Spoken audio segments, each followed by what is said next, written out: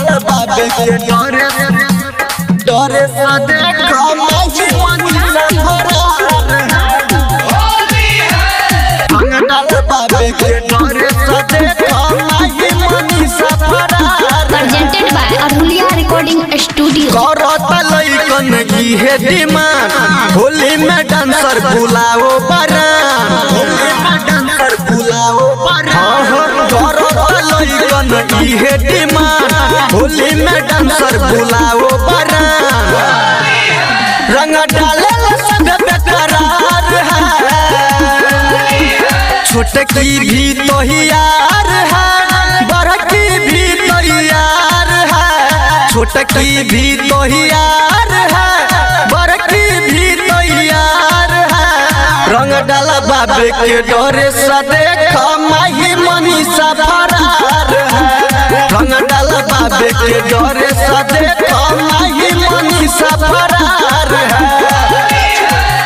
अभी आप सुन रहे हैं घायल संदीप सवरिया। रंग डाला बाबे के डरे सा देखो माही मनीषा फरार करी है आज पानी पानी करो तार जीद हो लहंगा चोली रंगी है एक और रंगी है समीज हो रंगी है हाँ हाँ करी है आज पानी पानी करो तार जीद हो लहंगा चोली रंगी है एक और रंगी है समीज हो चोली रंगेला सब बेकरार है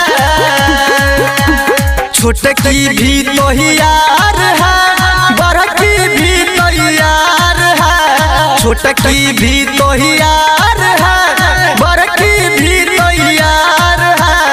रंग डाला बाबे के डरे सा देखो माही मनीषा फरार है चोली में रंग डाला बाबे के डरे माही मनीषा फरार है। Presented by Aruliya recording studio. रंग डाल बाबे के डरे सा देखो माही मनीषा फरार है। राइटर अनिल संजीव बतियान मान लेके पिचकारी उता ढोरिए में तान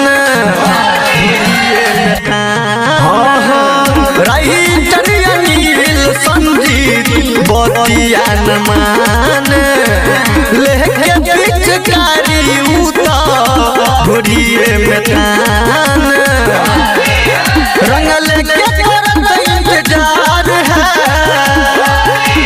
छोटकी भी तो यार है बड़की भी तो यार है छोटकी भी तो यार है बड़की भी तो यार है। रंग डाला बाबे के डरे सा देखो माही मनीषा फरार है चोली में रंग डाला बाबे के डरे